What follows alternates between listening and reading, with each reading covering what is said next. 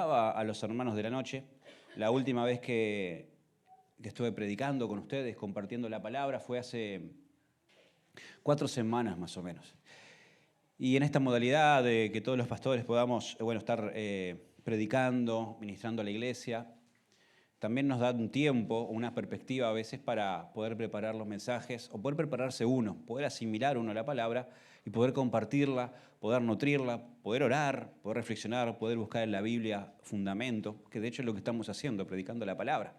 Entonces, desde que terminó, por decirlo de alguna manera, ¿no? Desde la última vez que compartí, le dije, Señor, ¿qué viene ahora? ¿Qué es lo que lo que tengo que compartir con la iglesia cuando eventualmente tenga la oportunidad de hacerlo? Y en esa preparación, en esa búsqueda del Señor, un pensamiento, una idea cruzó por mi mente. Y el devenir de los acontecimientos de las últimas semanas no hizo más que confirmar y fundamentar más lo que hoy quiero compartirles con ustedes. ¿Qué es lo que le da razón y título a la predicación? Pero la voy a estar diciendo, el título del mensaje o el tema que quiero compartir, lo voy a estar diciendo en breve. Primero quiero introducirles contando que estuve leyendo un artículo de una doctora que hablaba acerca de...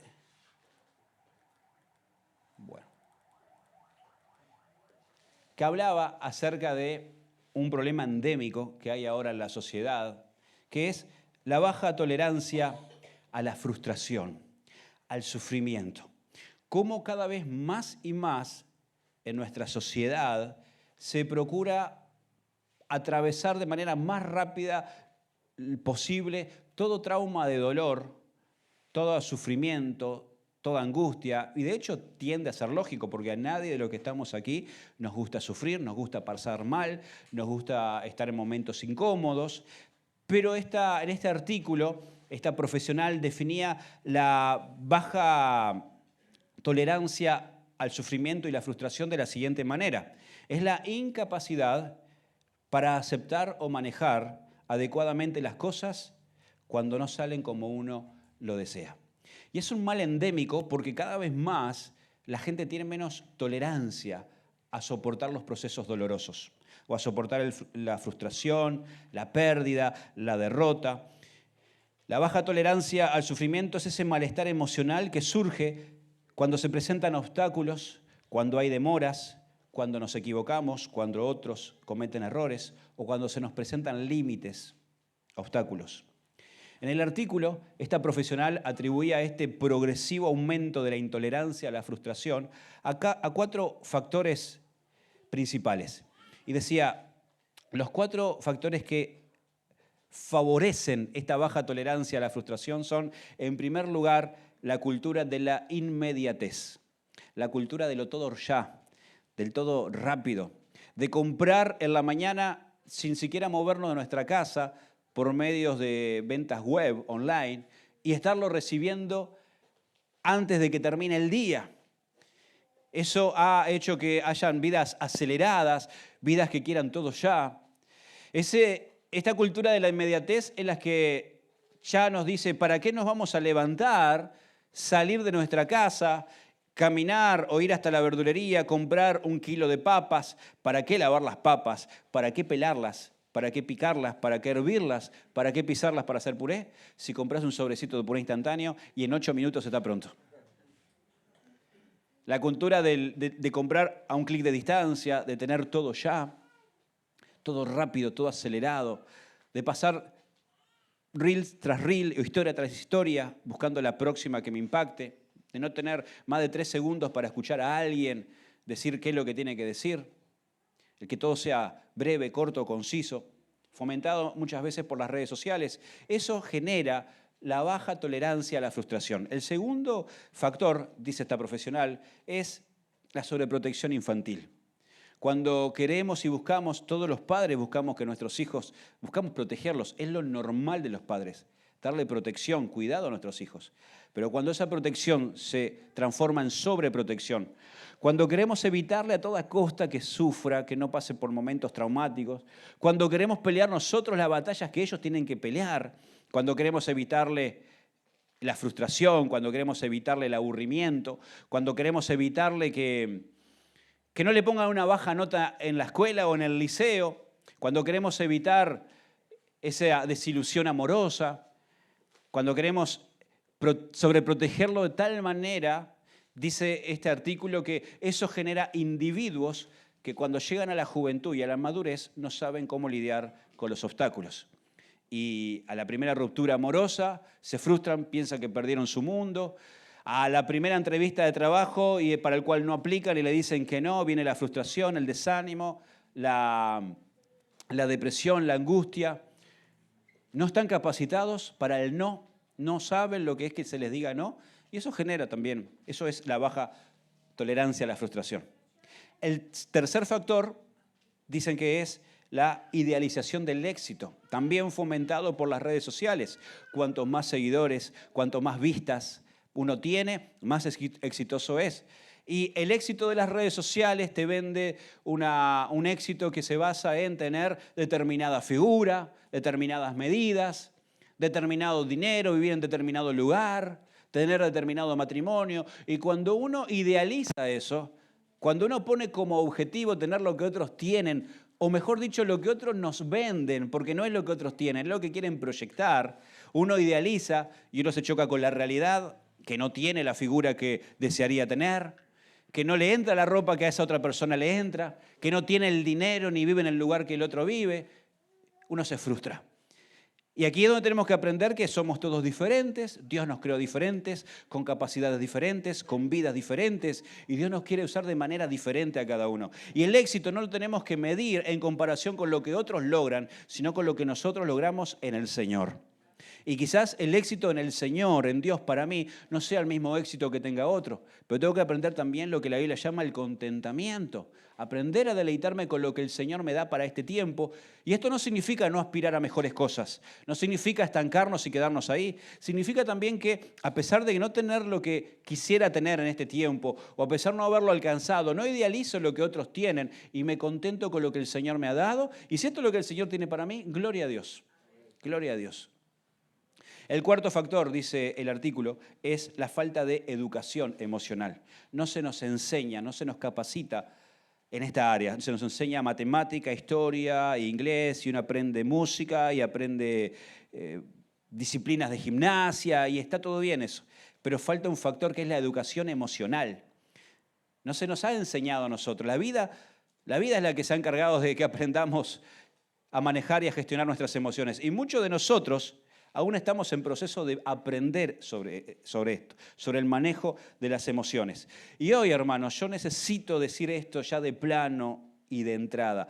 Una de las cosas que tenemos que aprender los creyentes en el Señor, los cristianos, los que estamos aquí, porque en algún momento de la vida nos va a ser necesario aplicarlo, quizás hoy o quizás en un futuro, es aprender lo que motivó el título del mensaje y la idea de lo que quiero compartir hoy, que es aprender a sufrir como cristianos, tener una correcta teología del sufrimiento. ¿A qué me refiero con esto?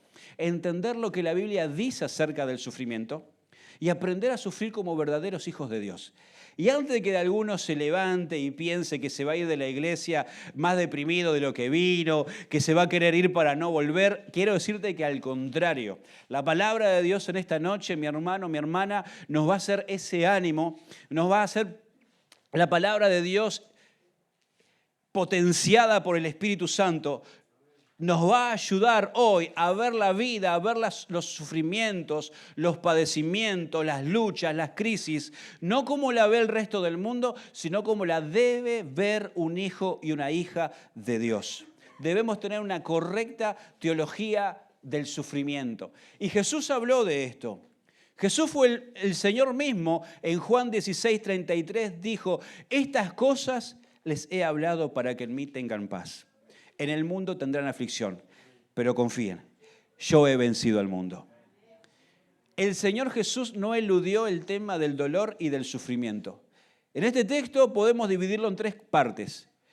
En la primera el Señor dice, estas cosas les he hablado para que en mí tengan paz. ¿Qué cosas les habló el Señor a los discípulos? Bueno, tenemos que ir a Juan 13, porque el discurso que continúa en el capítulo 16 comenzó allí, cuando el Señor reunió a los 12 del aposento alto en la última cena, lavó los pies y comenzó a enseñar. Y desde allí el Señor comenzó a decirle y a preparar a los discípulos para lo que se venía. Y lo que se venía no era nada bueno. El Señor les dice, bueno, le estoy hablando esto, le estoy anticipando porque me van a entregar, uno de ustedes me va a traicionar, todos ustedes se van a escandalizar y me van a abandonar, me van a dejar en horas importantes de mi vida.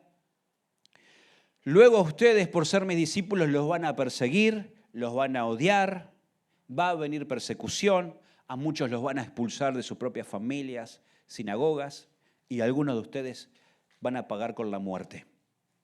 Y en una y otra vez, en eso que va del capítulo 13 al 16, Jesús dice una expresión. Y estas cosas les he hablado. Y estas cosas se las he dicho para que cuando ocurran, recuerden que ya se los he dicho. Como dice el refrán, el que avisa no traiciona. O como se suele decir, el Señor no nos dio un contrato con una letra chiquita al final que dice, pueden venir persecuciones. El Señor les dijo a los discípulos, sepan que en el mundo van a tener aflicciones, no las van a poder evitar, no van a poder eludirlas, va a pasar, viene añadido al contrato que ustedes firmaron al seguirme. Y a continuación dice, estas cosas les he hablado para que en mí tengan paz, pero recuerden que en el mundo, mientras caminemos por esta tierra, vamos a pasar aflicciones. ¿Qué es aflicciones? Sufrimiento, dolor, pérdida, tristezas. Pero confíen, yo he vencido al mundo. Entonces, en este texto nos enseña dos verdades. La primera es que las pruebas, las dificultades y el sufrimiento es parte de la vida. Pero lo más importante es lo que viene después. Es que la victoria de Cristo es la que nos sostiene a nosotros los cristianos cuando pasamos por momentos de sufrimiento que amenazan con abrumarnos y derrumbarnos. Hermanos, porque el Señor venció, nosotros somos más que vencedores. Los cristianos atravesamos enfermedad, los cristianos nos echan del trabajo, tenemos crisis familiares. Los cristianos, muchos hermanos, pasan situaciones, las mismas situaciones que pasan muchas de las personas que no tienen al Señor. La diferencia es esa, que nosotros tenemos al Señor, no que nosotros seamos especiales, no que a nosotros se nos va a evitar el dolor, sino que nosotros tenemos al Señor de nuestro lado para que nos sostenga. De modo que el sufrimiento, desde una perspectiva cristiana, tiene que atravesarse con fe. Por eso el Señor dice, pero confíen, tengan fe, mírenme a mí, yo he vencido ya. Yo los hago más que vencedores. Entonces, hay por allí algunos que enseñan, promulgan, predican, que cuando uno tiene suficiente fe, no le pasará nada de dolor, no va a sufrir nunca. Pero yo quiero decirte que es lo contrario. La fe es la que nos sostiene y nos capacita para pasar los momentos de sufrimiento. Hay una fe que es la fe que el Señor nos da para alcanzar lo imposible. Pero hay otra expresión de la fe. La fe es como una moneda, tiene dos caras. La fe nos ayuda a alcanzar lo imposible en el nombre de Jesús. Y el otro lado de la moneda, la misma fe es la que nos sostiene en momentos de crisis, de dolor y de sufrimiento. Es la fe en el Señor, como nosotros podemos atravesar los momentos difíciles. Como les dije anteriormente, los cristianos sufrimos por lo mismo que sufre el resto de las personas.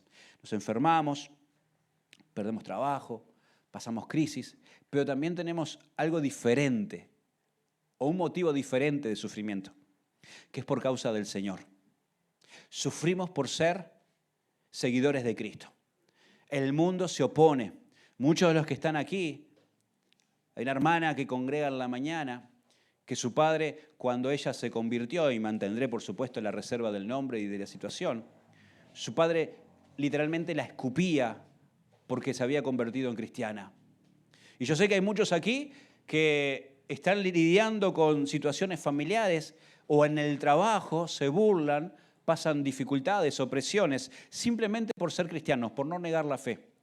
Y si esto nosotros lo vivimos en una escala relativamente menor comparado con lo que pasan otros hermanos alrededor del mundo, en países como Medio Oriente, que pagan literalmente con su vida por tener la camiseta de Cristo. Y nosotros tenemos que aprender también a sufrir por el Señor. Cuando Pablo se convirtió, Ananías que oró por Pablo, el Señor le dice a Ananías, ve y ora por Pablo, por Saulo, que yo le mostraré lo que tengo para él y le mostraré también cuánto se sufre por mi nombre.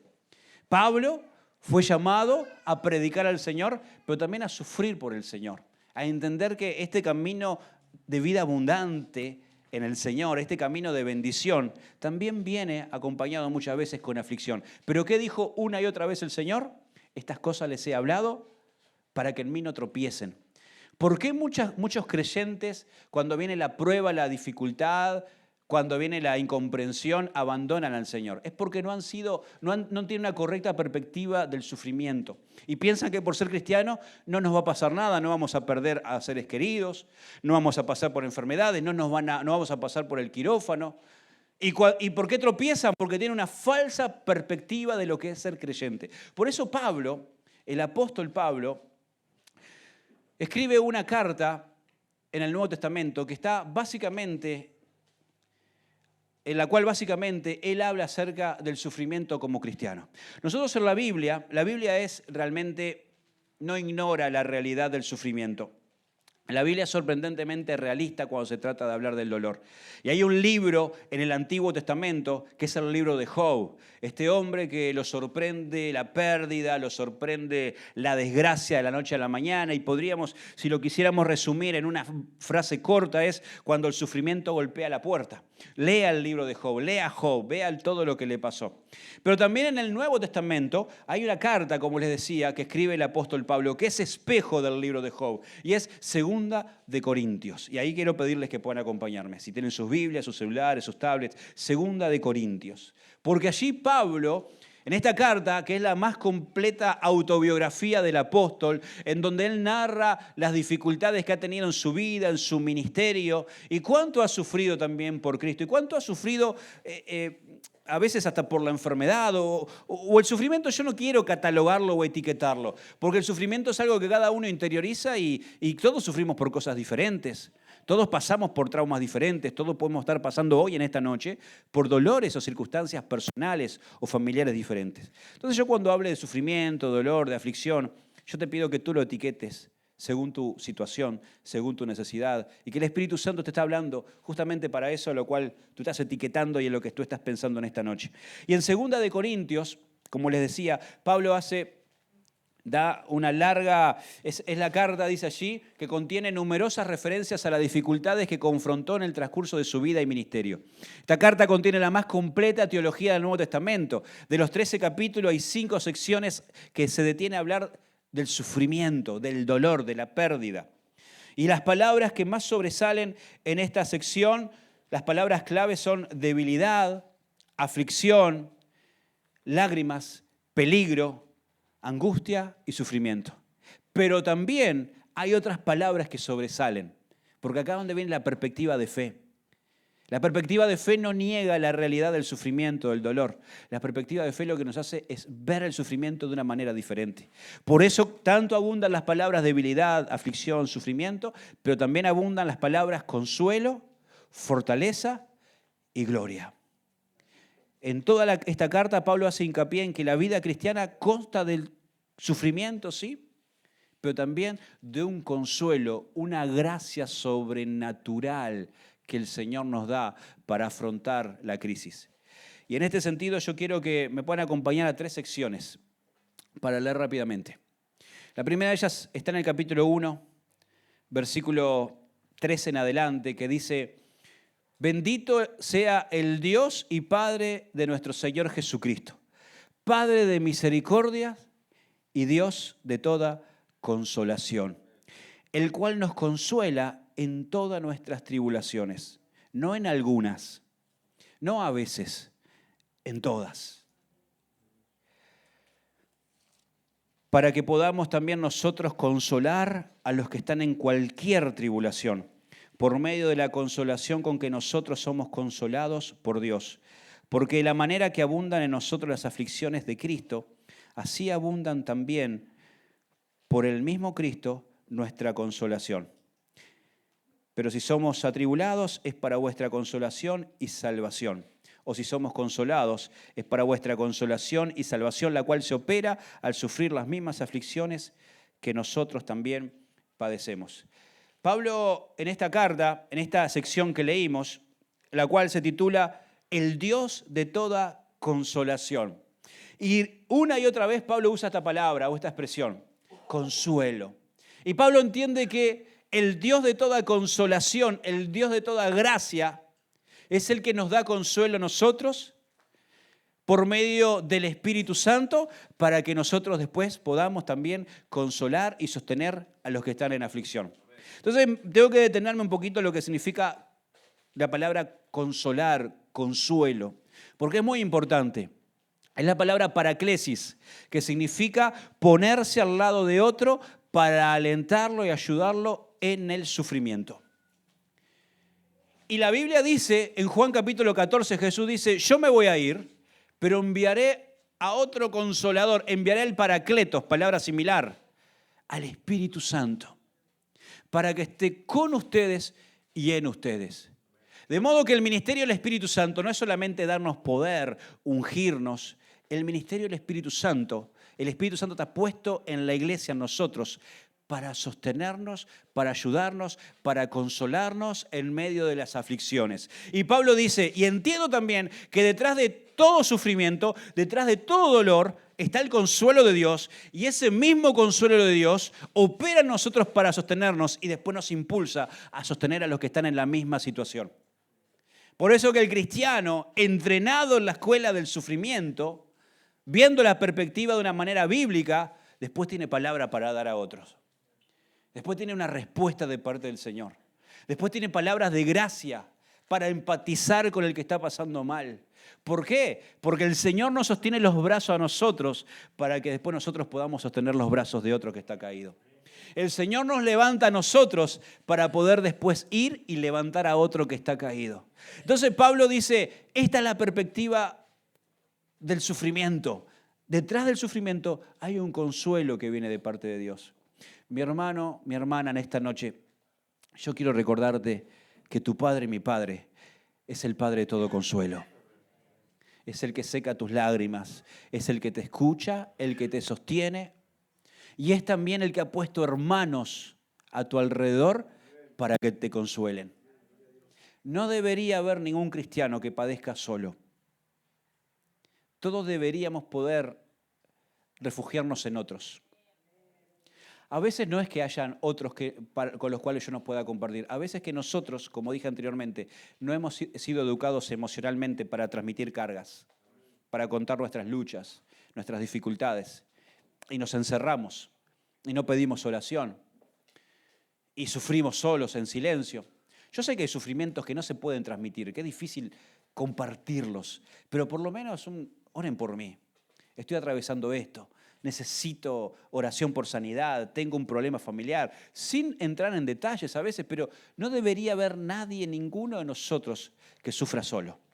Hay una iglesia, el Señor nos hizo parte de un cuerpo, el cuerpo de Cristo, que dice la Biblia, cuando un miembro sufre, todos sufren, todos padecen, todos lloran y todos debemos estar orando por ese miembro que está padeciendo. Es parte de lo que Pablo dice, somos consolados para consolar. Luego también, un poquito más abajo en el versículo 8,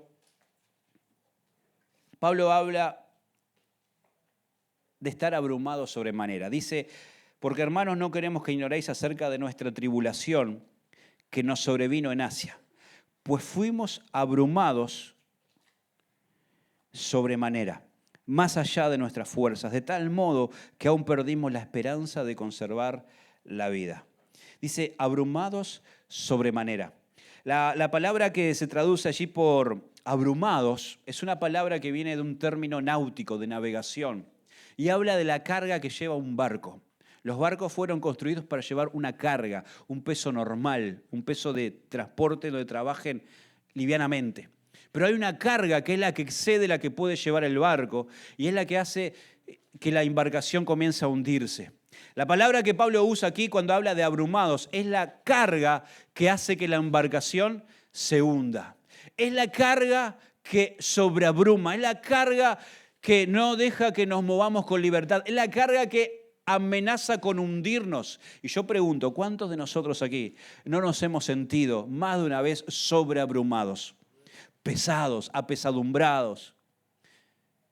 Pablo dice aquí que esa carga que abrumaba le llevó literalmente a perder la esperanza de conservar la vida. Pensaba que aquí se había terminado todo. Pablo llegó a pensar que este era el último viaje, que acá se acababa su ministerio, que se acababa su vida. Pero la perspectiva de fe lo hizo ver de la manera que viene después el versículo 9. Pero tuvimos en nosotros mismos sentencia de muerte para que no confiésemos en nosotros mismos, sino en Dios que resucita a los muertos, el cual nos libró, nos libra y en quien esperamos que aún nos librará de tan grande muerte, cooperando también ustedes, vosotros, a favor nuestro por medio de la oración. Pablo decía, no tengo esperanza de salir con vida de esta. Ustedes saben lo que nos pasó en Asia, dice. Ustedes saben cómo nos persiguieron, nos apedrearon. Ustedes saben cómo casi no la contamos. Pero nuestra esperanza no estaba puesta en si sobrevivíamos o no. Nuestra esperanza estaba puesta en el Señor, el cual en el pasado supo librarnos, el cual en el presente nos libra y nos sostiene. Y esta es la perspectiva de fe. Creemos y esperamos que el Señor aún puede hacerlo en el futuro. Hermanos, aquí es donde la fe te sostiene. El mismo Señor que estuvo en tu pasado, el mismo Señor que te sostuvo cuando atravesaste la enfermedad, la crisis, el mismo Señor que te libró, que hizo un milagro, es el mismo Señor que te está sosteniendo ahora, es el mismo Señor que te está ayudando, alentando a que no caigas, y es el mismo que cuando venga lo que tenga que venir, va a estar ahí para sostenerte. Esta es la perspectiva de fe. Dice la Biblia en Hebreos capítulo 11:8, dice, el Señor Jesucristo es el mismo ayer, es el mismo hoy y será por los siglos. Es el mismo que me libró en el pasado, es el mismo que me libera hoy y es el mismo que me liberará mañana. Mi hermano, perspectiva de fe para el momento de prueba, de sufrimiento y de dolor. Y por último, Pablo también habla un poquito más adelante acerca de la fragilidad humana en el capítulo 4. Y dice en el versículo 7, pero tenemos este tesoro en vasos de barro. Y acá, Rodrigo, si sos tan amable de ir tomando la guitarra para, como iglesia, en un rato adorar al Señor. Pero tenemos este tesoro en vasos de barro, para que la excelencia del poder sea de Dios y no de nosotros. ¿Cuál era el tesoro que Pablo estaba diciendo que estaba en un vaso de barro? Es el Evangelio, es el Señor, es la fe, es la salvación, es la unción, es todo lo que ha venido de Dios. Es la luz de la nueva vida, es la esperanza, es la gracia, es el perdón de los pecados que un día recibimos. Es un tesoro que compartimos y debemos compartir con otros. Es todo lo que el Señor nos ha dado. Y Pablo dice, pero este tesoro no está guardado en una caja fuerte, como suelen guardarse las cosas de valor. Dios ha decidido que este tesoro esté en vasos de barro. Un vaso de barro es el equivalente a un vaso de vidrio en la actualidad. Frágiles, que con solo caerse al suelo se desquebrajan, se rompen. Y Pablo dice, todo lo que el Señor nos ha dado es un tesoro tan grande, pero está contenida en estos vasos tan frágiles. Vasos de barro. Vasos de barro que lloran, vasos de barro que se ponen tristes, vasos de barro que tenemos pérdidas, vasos de barro que nos frustramos, vasos de barro que a veces las cosas no salen como esperamos, como quisiéramos, vasos de barro que a veces tenemos preguntas para las cuales no parece haber respuestas, vasos de barro que nos confundimos, vasos de barro. Y Pablo dice, el Señor lo hizo de tal manera para que entendamos que la gracia, el poder, es de Dios, no es de nosotros. Que si estamos firmes es porque el Señor nos sostiene. Si estamos aún aquí es porque el Señor tiene propósito. Y luego continúa y añade que estamos atribulados en todo, mas no angustiados. En apuros, mas no desesperados. Perseguidos, mas no desamparados. Derribados, pero no destruidos. Llevando en el cuerpo siempre por todas partes la muerte de Jesús, para que también la vida de Jesús se manifieste en nuestros cuerpos. Pablo dice que el cristiano puede estar de 4 maneras, pero hay 4 maneras en las que no puede estar. Dice el creyente, el cristiano, el hijo de Dios, puede estar atribulado. Y atribulado, la palabra tribulación viene de un implemento, una herramienta que se usaba en la antigüedad, que era el tribulum. El tribulum era el rodillo para moler el trigo. Era la rueda hecha de piedra en la cual se ponía las semillas de trigo, se las pasaba por allí y la piedra tan pesada la aplastaba y la desmenuzaba a la semilla, pelándola literalmente, partiendo la cáscara, la corteza, la dureza y dejando el germen, dejando el corazón de la semilla de trigo, que es en definitiva lo que se usa luego para elaborar la harina y demás.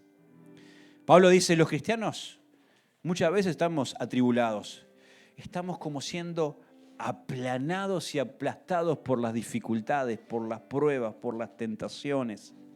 Estamos presionados por las dificultades de la vida. Pero si hay algo que no estamos, es angustiados. Y la palabra angustiado significa aplastado, aplanado, estrecho. Dice, es verdad, las dificultades nos aplastan, son pesadas, pero en ninguna manera son definitivas. En ninguna manera nos aplastan de una manera terminante. De ninguna manera nos dejan tirados en el suelo. De ninguna manera nos angostan la visión, nos angostan el corazón. De hecho, el libro de Isaías, capítulo 54, el Señor le dice a una mujer que estaba simbólicamente hablando de Israel, pero hablando en términos de que le hablase a una mujer, le dice, a la que no tiene hijos, a la estéril, a la que no puede dar a luz, dice, más son los hijos de la estéril de la que tiene hijos. Por lo tanto, ensancha el sitio de tu tienda, alargas las cuerdas de tu tabernáculo, de tu habitación, porque te extenderás a mano derecha y a mano izquierda y contarás tu descendencia. Mi hermano, mi hermana, tú y yo podemos estar bajo innumerables toneladas de presión. Puede llamarse tentación, puede llamarse angustia, puede llamarse enfermedad, pero de ninguna manera tú y yo tenemos que estar aplastados por eso, estrechos o angostos. Tenemos que en medio de la tribulación tomar una perspectiva de fe y ensanchar la visión, mirar más allá, decir, esto no me detiene, acá no me voy a quedar tirado, no me voy a quedar derribado. Señor, ¿qué es lo que tú tienes? Mientras me des fuerza, yo me levanto en el nombre de Jesús y me extiendo a un lado, sigo sirviéndote, Señor, sigo congregándome, sigo viniendo a la iglesia. No voy a permitir que esta tribulación, que esta piedra de molino, que esta piedra de moler me aplaste definitivamente. Luego dice, el cristiano podemos estar en apuros. La palabra, la expresión apuros es perplejos, confundidos, desconcertados, sin saber qué hacer. ¿Cuántas veces te pasó que no sabes para dónde agarrar? ¿Cuántas veces te pasó que no sabes a dónde salir corriendo? ¿Cuántas veces te pasó que no tenías respuestas para dar a una situación? ¿Cuántas veces te pasó de estar totalmente carente de camino, de luz, de rumbos? ¿Cuántas veces te pasó sin tener recursos a dónde apelar, a dónde ir, ni un peso, sin tener ninguna respuesta, sin tener nada? Dice, así podemos estar. Y de hecho, sé que muchos aquí han estado o están en situaciones similares, pero de ninguna manera lo que podemos estar es desesperados. Y desesperados es estar sin esperanza. Hermanos, mi hermana, quizás no tengamos nada, quizás no veamos la salida al problema, quizás no veamos la solución a la aflicción, pero si algo no podemos no tener un creyente, un verdadero hijo de Dios, es esperanza. Porque dice la Biblia, la esperanza no avergüenza. Y el Señor 3 cosas ha puesto en nuestros corazones: amor, fe y esperanza. Esperanza de que una salida hay. Esperanza de que una respuesta vendrá. Esperanza que el Señor, ¿de dónde vendrá mi socorro? Alzo mis ojos a los montes. Mi socorro viene del Señor, el que hizo los cielos y la tierra. Mi hermano, mi hermana, esperanza en medio de la aflicción, esperanza en medio de la situación, esperanza en medio del dolor. Aunque no sepas la respuesta, aunque no tengamos la respuesta, en el Señor esperamos y en el Señor confiamos. Luego dice, podemos estar perseguidos. De hecho, la persecución es la norma a los creyentes. Pablo le escribió a Timoteo y le dijo, Timoteo, sabe esto, el que quiera vivir piadosamente, el que quiera vivir en santidad, el que quiera hacer las cosas a la manera de Dios, el que quiera vivir como Dios manda en esta vida, sepa que va a padecer persecución, sepa que se le va a hacer difícil, sepa que el mundo se le va a poner en contra. Es la norma, es lo habitual. No digo que tenemos que vivir todo el tiempo perseguidos y no digo que se vaya a pasar en todo momento, pero cuando llegue, cuando venga, no deberíamos sorprendernos. Pero dice, podemos estar perseguidos, pero si algo no estamos, es desamparados, es abandonados. Tenemos refugio, hermanos. Tenemos refugio a donde ir. Es la presencia del Señor, que se manifiesta de 2 maneras. Número 1, cuando vamos al Señor en oración, cuando vamos buscando a Dios en nuestra habitación, cuando nos congregamos, cuando clamamos a Él. Pero hay una segunda manera que se manifiesta la presencia de Dios. Dice el libro de Hechos que cuando Pedro y Jacobo fueron encarcelados, Jacobo fue martirizado, murió por su fe, y Pedro luego fue puesto en libertad. Y dice la Biblia en Hechos capítulo 5 que cuando fue puesto en libertad, él lo que hizo es ir a los suyos. ¿A dónde fue? A los creyentes. ¿A dónde fue? A la iglesia. ¿Dónde se refugió? En el abrazo y en la oración del hermano y de la hermana. Por eso te decía anteriormente, ninguno debería sufrir solo. La iglesia es el lugar en donde cuando estamos perseguidos, cuando estamos mal, encontramos refugio. Pedimos a alguien que ore por nosotros, nos desahogamos, transmitimos las cargas, le decimos estoy pasando por esto, aquello, lo otro.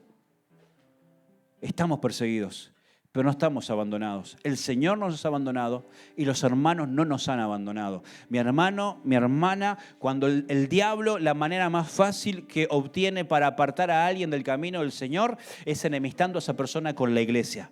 Es haciendo que vea a los hermanos como enemigos. Es poniendo en la mente, no hay amor, no me quieren, no me entienden, no se acuerdan de mí. Mentira del diablo que el diablo usa para apartarte de la fe y de la comunión con los santos. Aplastale la cabeza a Satanás cuando el diablo venga a contaminarte en cuanto a la iglesia, en cuanto al cuerpo de Cristo.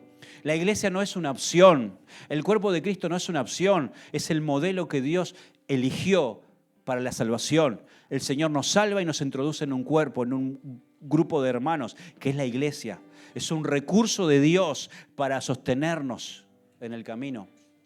Y por último dice Pablo que podemos estar derribados, literalmente caídos. Pero dice Proverbios 24:16, 7 veces cae el justo y vuelve a levantarse. Estamos derribados, caídos, pero no destruidos. Destruido es algo que se desechó completamente. Es algo que no tiene posibilidad de arreglo, de solución. Dice, no.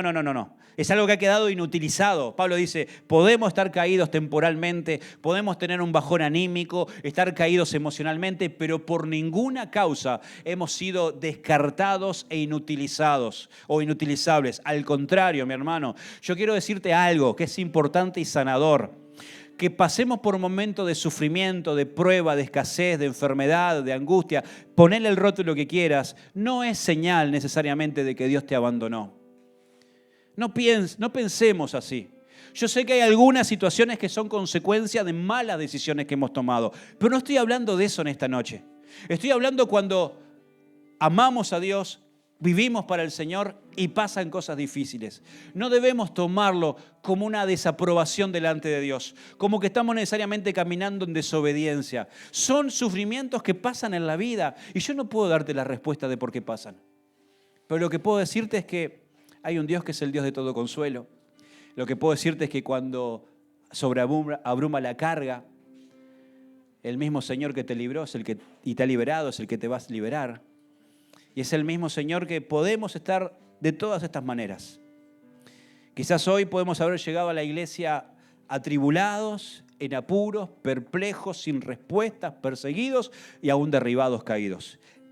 Pero escucha bien, no estamos angustiados, aplastados, no estamos desesperados, desamparados y mucho menos destruidos. La victoria en Cristo es la que nos sostiene. Su Espíritu, el que nos da consuelo. Y su gloria nuestro destino. Sufrimos, sí, pero sufrimos con esperanza. ¿Cómo es que Pablo lograba tener esta perspectiva? Un último texto. ¿Cómo es que Pablo lograba ver de esta manera la vida y el sufrimiento? ¿Y cómo nosotros podemos también ver el sufrimiento y la vida de esta perspectiva? Teniendo una perspectiva de eternidad. Dice 2 Corintios capítulo 4, versículo 16. Por tanto, no desmayamos. Antes, aunque nuestro hombre exterior, nuestro cuerpo, se va desgastando, se va enfermando, va envejeciendo, se va volviendo lento, el interior, no obstante, se renueva de día en día. Porque esta leve tribulación momentánea produce en nosotros un cada vez más excelente y eterno peso de gloria. No mirando nosotros las cosas que se ven, sino las que no se ven. Porque las que se ven son temporales, pero las que no se ven son eternas. ¿Cómo es que Pablo lograba decir que lo que vivía era una leve tribulación momentánea? ¿Cómo es que alguien que está lidiando con un cáncer terminal puede llegar a pensar que eso es una leve tribulación? Algo que quiero decir, hermanos, es que desde aquí en ningún momento he querido minimizar el dolor de nadie. Y si ha parecido, no ha sido mi intención. El dolor que tú estás pasando es serio y seguramente es algo muy grande para ti. Quizás la pérdida que hayas vivido es muy grande, muy dolorosa. ¿Cómo puede ser leve que alguien no tenga trabajo y no tenga cómo proveer para su casa, para su hogar? No es leve. ¿Cómo puede ser que alguien esté lidiando con una fragmentación, una ruptura familiar? No es leve. Estoy seguro que tener hijos apartados del Señor, que no quieren venir a los caminos del Señor, a la iglesia, que no quieren saber nada, no es algo leve. Es una tribulación. ¿Pero por qué Pablo la llama leve tribulación momentánea?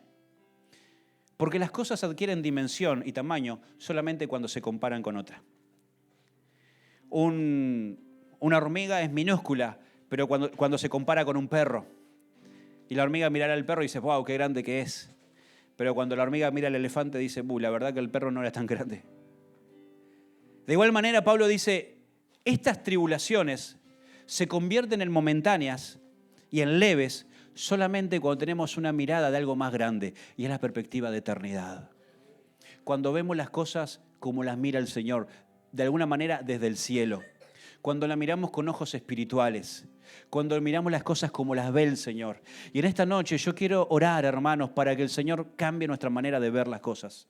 No mirar la vida, no mirar las circunstancias desde un plano o desde un punto de vista terrenal, sino desde un punto de vista espiritual y eterno.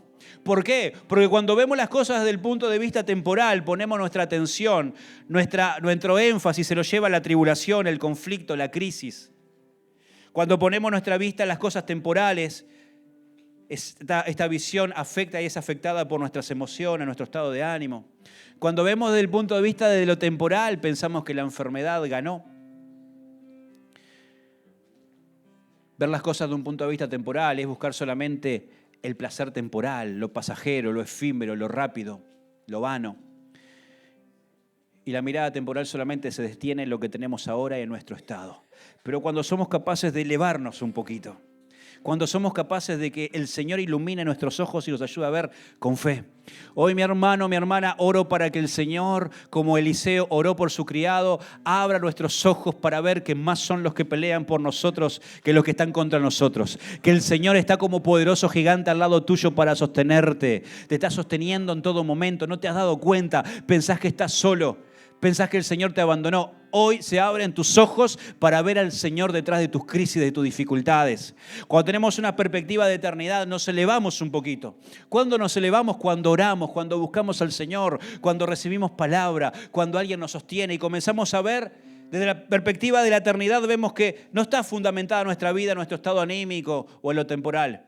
Está fundamentado en la palabra del Señor, en sus promesas. La perspectiva de eternidad apunta a lo que hay más allá del sol, más allá de la vida, que no termina todo acá. Quiero decirte que hay eternidad. Tú y yo decidimos la eternidad al decidir o no por Cristo. Y si pasamos dificultades, pero estamos en el Señor, nos esperan recompensas del otro lado. Sé fiel hasta la muerte, le dice el Señor. Sé fiel hasta el final y yo te daré la corona de la vida. Hermanos, a través de muchas tribulaciones se entra al reino de los cielos. Pero tenemos que mantenernos firmes, fieles. ¿Hasta cuándo? Hasta el final. Hasta el final. La perspectiva de eternidad es la fuente de paz, de salvación, de gozo. Porque sabe que hay recompensas más allá del camino. Y no descansan en nada de lo que una persona diga. Descansan en la fidelidad y en las promesas del Señor. ¿Qué te parece si nos ponemos en pie en esta noche? Quiero decirte unas últimas palabras mientras ahí en tu lugar buscamos del Señor. Pablo llamó a sus pruebas leve tribulación, no porque fueran pequeñas, sino porque aprendió a mirarlas desde la eternidad. Déjalo un poquito, Lucas, por favor. Hoy el desafío, hermanos, es el mismo, a que levantes la mirada, a que levantemos la mirada, a que no vivamos atrapados en lo que duele ahora, sino confiando en la gloria que brillará para siempre. Importante, no tomemos nunca decisiones eternas con los ojos nublados por el sufrimiento o la situación temporal. Mira más allá. Hay una gloria eterna que nos está esperando, hermanos. Y como Cristo, como el ejemplo de nuestro Señor, nuestro camino no termina en la cruz. La cruz es símbolo de sufrimiento, de tortura, de dificultad, de aflicción. Nuestro camino no termina ahí.